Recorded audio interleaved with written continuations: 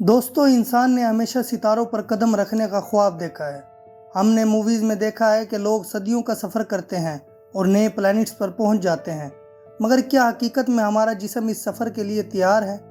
ज़मीन की हिफाजती गोद से निकलकर गहरे स्पेस में जाना सिर्फ एक सफ़र नहीं बल्कि इंसानी जिस्म के लिए एक इम्तिहान है।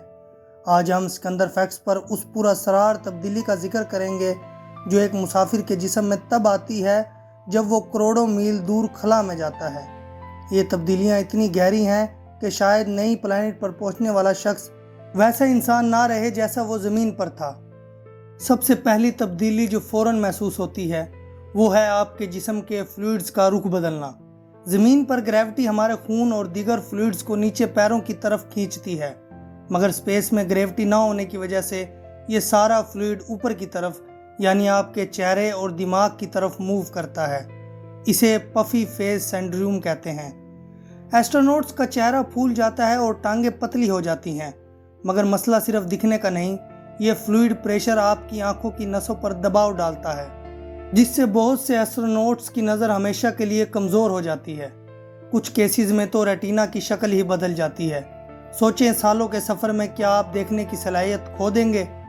हमारा जिस्म बहुत एफिशिएंट है। अगर आप किसी मसल का इस्तेमाल नहीं करते तो जिस्म उसे ज़ाया करना शुरू कर देता है। ज़मीन पर हर वक्त हम ग्रेविटी के खिलाफ लड़ रहे होते हैं, जिससे हमारी टांगें और कमर मजबूत रहती हैं, मगर स्पेस में आप वेटलेस होते हैं। सिर्फ 2 हफ्ते स्पेस में रहने से आपके मसल 20% तक कमज़ोर हो सकते हैं। और सबसे हैरत अंगेज़ बात यह है कि आपका दिल भी छोटा हो जाता है, क्योंकि उसे खून पंप करने के लिए ग्रेविटी का मुकाबला नहीं करना पड़ता, इसलिए वो सुस्त हो जाता है। खलाई सफ़र करने के लिए हमें शायद आर्टिफिशियल ग्रेविटी बनानी पड़ेगी, वरना नए प्लैनेट पर उतरते ही हमारा दिल इतना कमज़ोर होगा कि वो खड़े होने के दबाव भी बर्दाश्त नहीं कर पाएगा। अब बात करते हैं सबसे ख़तरनाक असर की, जो हमारी हड्डियों पर होता है। स्पेस में हर महीने आपकी हड्डियों से 1% से 1.5% तक कैल्शियम और मिनरल्स निकलकर खून में शामिल होने लगते हैं। यह रफ्तार ज़मीन पर बुढ़ापे में होने वाली बीमारी ऑस्टियोपोरोसिस की बीमारी से 10 गुना तेज़ है। एक 3 साल के मार्स मिशन या सदियों के खलाई सफ़र में एक जवान इंसान की हड्डियां शीशे की तरह नाजुक हो सकती हैं। इतना कैल्शियम खून में शामिल होने से किडनी स्टोन का खतरा भी बढ़ जाता है। साइंस अब तक इसका मुकम्मल हल नहीं निकाल सकी, सिवाय रोज़ाना घंटों एक्सरसाइज के, जो शायद सदियों लंबे सफ़र में काफ़ी नहीं हो। स्पेस में सबसे बड़ा दुश्मन नज़र नहीं आता, और वो है कॉस्मिक रेडिएशन। ज़मीन का एटमॉस्फेयर हमें सूरज और दूर दराज के सितारों की ख़तरनाक लहरों से बचाता है, मगर डीप स्पेस में ये रेडिएशन किसी गोली की तरह आपके सेल्स और डीएनए को फाड़ के रख देंगी। नासा ने जब जुड़वा भाइयों स्कॉट और मार्क कैली पर रिसर्च की तो पता चला कि स्पेस में 1 साल गुजारने के बाद स्कॉट का डीएनए बदल चुका था। उनके जिस्म में मौजूद जीन्स जो हमारी उम्र का तयन करते हैं लंबा हो गया था।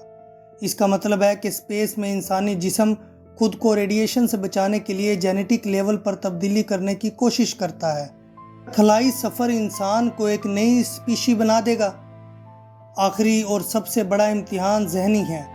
करोड़ों मील की खामोशी, ज़मीन से मुकम्मल ताउन का ख़त्म होना और एक बंद एयरक्राफ्ट में सालों गुजारना इंसान को पागलपन की हद तक ले जाता है। तो क्या हम कभी सितारों तक पहुंच पाएंगे? शायद हमें अपने जिस्म को जेनेटिक तौर पर बदलना पड़ेगा, या फिर मशीन के साथ मिलकर साइबोर्ग बनना पड़ेगा।